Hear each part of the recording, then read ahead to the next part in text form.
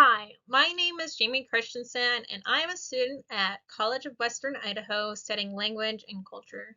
Today, I would like to share with you why you should study abroad. In my life, my family has hosted two exchange students, and it has been a blast. I learned so much from them, and they inspired me to go into my field. There is so much to do and see in the world, and study abroad is probably the best way to do it. Bobby and Felicia are two exchange students I am acquainted with who have shared with me why they study abroad.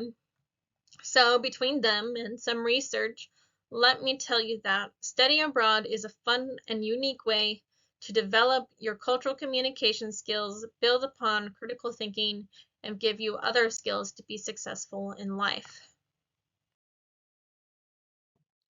The first major skill gained from study abroad is the ability to communicate culturally. According to Patricia Covarrubias, cultural communication is the social enactment of learned systems and symbolic resources, premises, rules, emotions, spatial orientations, and notions of time that groups of people use to shape distinctive and meaningful communal identities, relationships, and ways of living and being.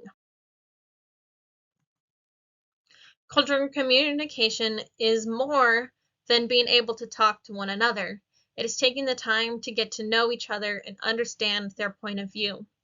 Each person has a different culture that is shaped by many external factors, including their environment, their family, their friends, religion, and even geographical location. Another reason why it's so important is that the world has grown intolerant to ignorance. It is easy for people to become upset because of an assumption made on the lack of knowledge and understanding. Having the ability to effectively communicate culturally will help you be a better part of society, especially as the United States grows more and more to be a melting pot of many cultures and beliefs. Finally, language. Yes, you can learn language in school, but the best way to learn it is to delve deep into the culture of language and be immersed in it at all possible times. Language learning is a key skill that develops critical thinking. Through cultural communication and abroad study, Mark Roach states that Americans abroad are able to exhibit meaningful curiosity about other parts of the world, including what we can learn from the ways in which their customs differ from our own. Not only this, but spending time immersed in one's country and culture is the best way to truly understand where they're coming from. According to Vavia, my exchange student friend from India, if someone goes to the Asian country or India or Indonesia, they'll get to know the culture there. And until and unless you live in a country for at least a few months, you cannot understand the culture. No matter how many textbooks you read and YouTube videos you watch, one simply cannot understand until they have been there in their shoes for a considerable amount of time. I remember Bobby and Felicia both sharing that they had beliefs about Americans that they discovered were not true, and that Americans tend to believe things about their cultures that are not true. And they were best able to discover this through personal interaction. All in all, it's just so important to really take the time to understand each other, which is best done immersed there. And once again, of course, language is a huge part of cultural communication and is best learned in the language, immersed in the language. Critical thinking. Critical thinking is the process of analyzing information in order to make a logical decision about the extent to which you believe something to be true or false. Um, so, two people, Richard Paul and Linda Elder, got together and formed a framework on what makes a critical thinker. This is what they concluded. Habitual utilization of the intellectual traits produce a well-cultivated critical thinker who is able to raise vital questions and problems, formulating them clearly and precisely, gather and assess relevant information using abstract ideas to interpret it effectively, come to well-reasoned conclusions and solutions, testing them against relevant criteria and standards, think open-mindedly within alternative systems of thought, recognizing and assessing, as need be, their assumptions, implications, and practical consequences, and communicate effectively with others in figuring out solutions to complex problems. That last one, if you noticed, is a connection to cultural communication. Language. So why is critical thinking important to you? The ability to critical think is a key factor in supporting answers. It helps you to delve into the who, what, when, where, and why of a situation and find out answers based on knowledge instead of your mom's "because I said so." Roach quotes critical thinking, which is essential to success and crucial to the venerable Enlightenment goal of dismantling false truths.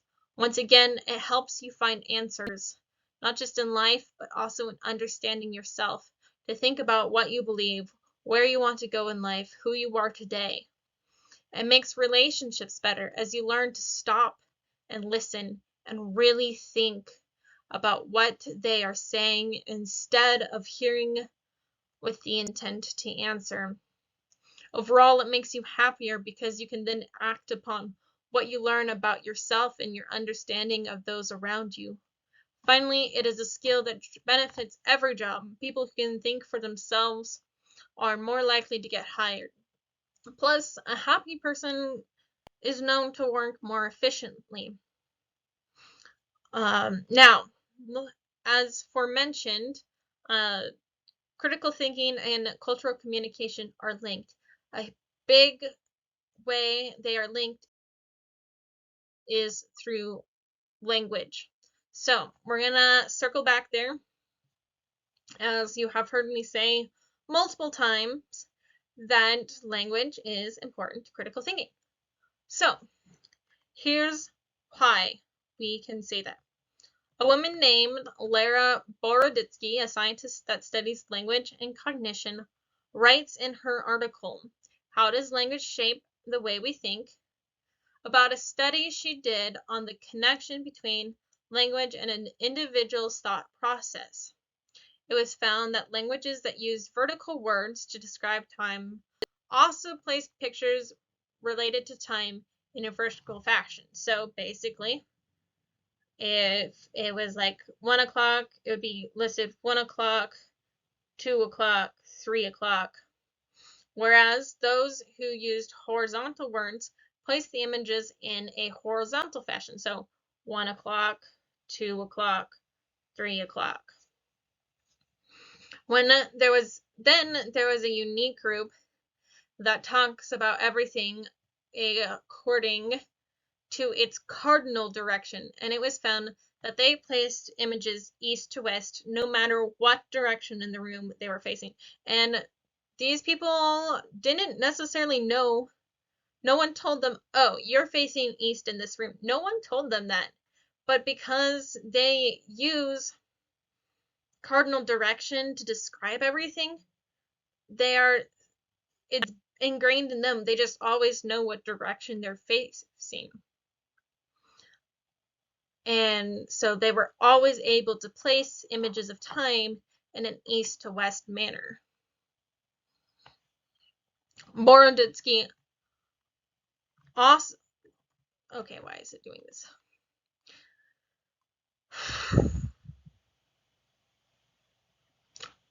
So, technical difficulties.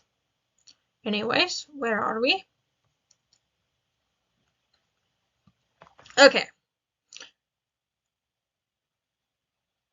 Borditsky also did a study teaching people diverse ways of talking and found that when they learned these new ways of talking, their thought process started to think in ways that the culture from the learned way of speaking thought. So, for example, the Spanish language has a gender for everything.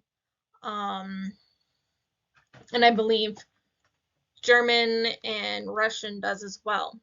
And so in some cultures, death is associated with the female gender, and therefore in their art is depicted as a female character.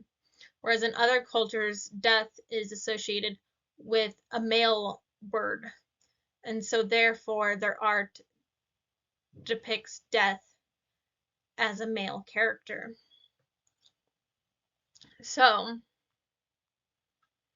her studies show how important language is to develop our minds, not only expanding one's ability in cultural communication, but also their critical thinking abilities. It legit changes the way we think. She quotes, in practical terms, it means that when you're learning a new language, you're not simply learning a new way of talking, you're inadvertently learning a new way of thinking. This is why I say that learning language is such a major part of study abroad. Study abroad is the best way to learn a language, and learning that language does so much for you as an individual. Now, skills. Obviously, the last couple things we went over are skills, but what skills specifically are involved in study abroad? So there are hard skills and soft skills. Hard skills are the skills that are measurable, learned through experience, are easy to prove. Those are things like, yeah, I took a math class, I took a language class, biology, coding. You can be like, you either know how to do math or you don't. Those are hard skills. Soft skills are not necessarily measurable. They can be part of your personality or gained through experience, but they fit alongside hard skills. Some examples are things like leadership. You can't really measure how much of a leader you are. You can be taught to be a leader, but your skill grows. Some people are more inclined to leadership, and so it's just not a hard skill. So what skills specifically can you learn through studying abroad? So one thing is skills related to your degree. Heidi Fisher found in her essay that she wrote, she found that film students abroad learned new techniques about film they had not learned in America. I believe this would follow through in all fields, as each culture will have developed its own understanding of a topic. Next is independence. So one thing Bavia and Felicia noted is that they really learned a lot of independence when they came overseas, which is something that I hadn't picked up before, especially in money management, cooking, and quite a few of the other nuances of being on your own and planning things for yourself. The next part, teamwork.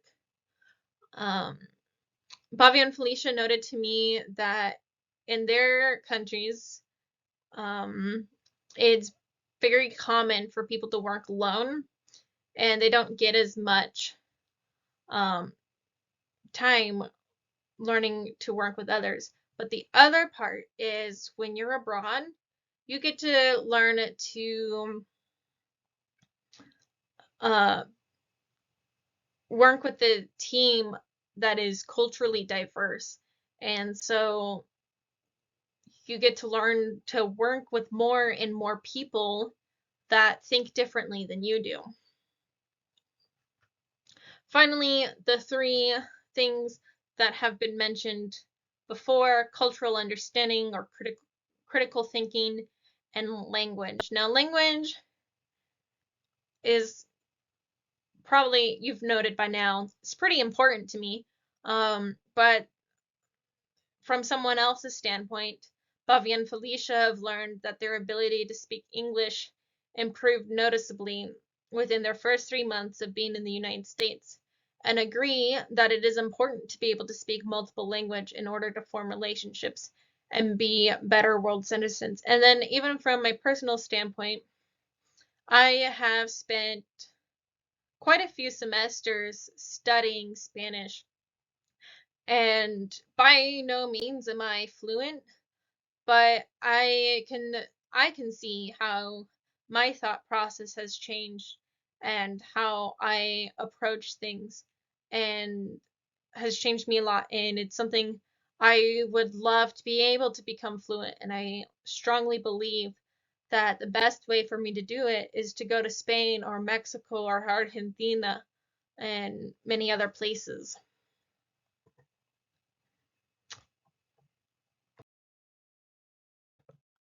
So, then why are these important to me? Well, they're important to you for all the things I have explained in the past.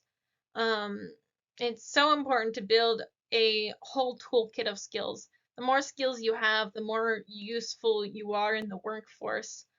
Um, I remember once I had a boss that's like, I'm going to teach you how to drive a bobcat. And I'm like, why are you teaching me how to drive a bobcat?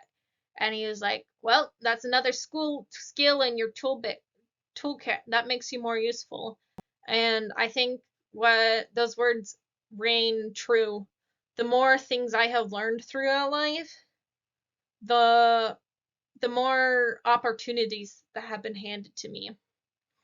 And not only that, the more skills you have can build your quality of life. You can go out, try new things. You are now empowered to use those skills to really grow as a person.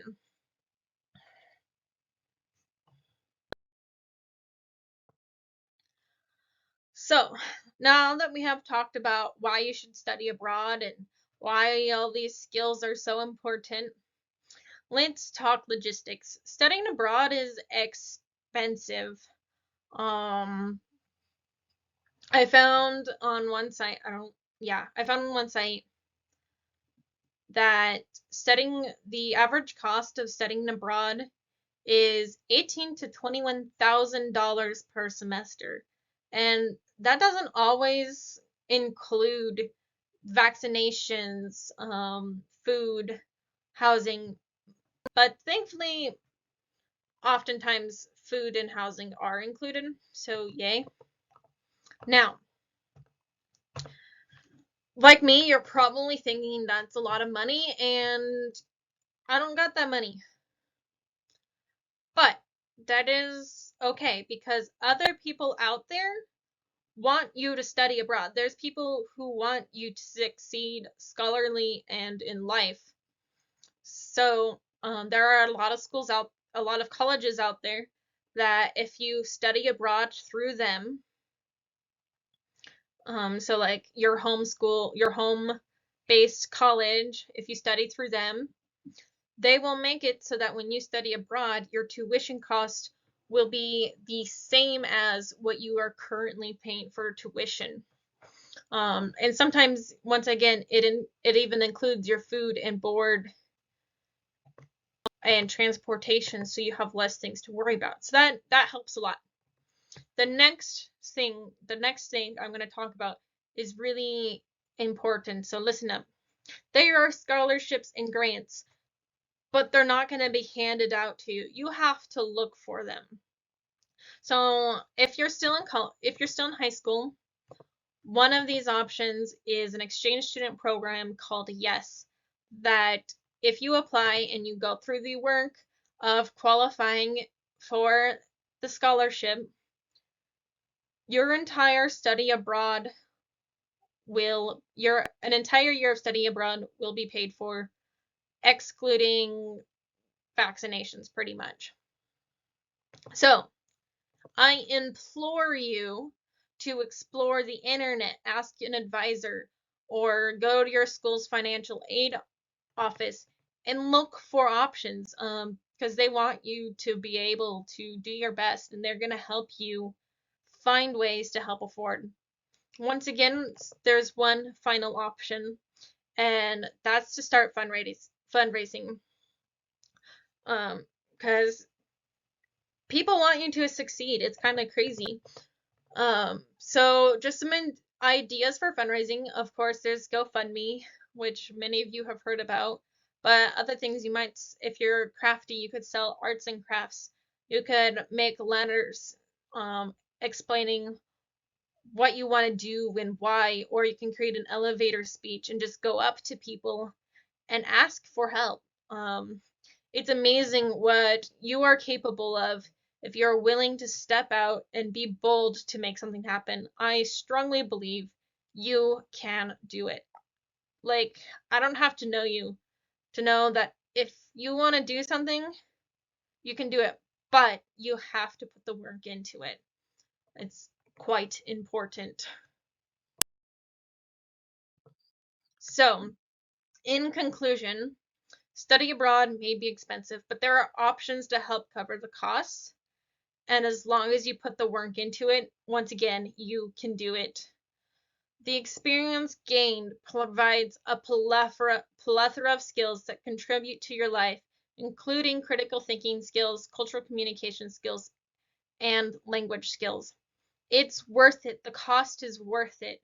There's so much you get out of studying abroad, and not just like the technical things that, yeah, it'll make me a better person, but it's going to be fun. You're going to meet new people, you're going to see new sights, you're going to learn new things. So, yeah, all in all, it's just fun. So go out there and do it. I challenge you. Be bold, get it done. And that's it. Here's my references.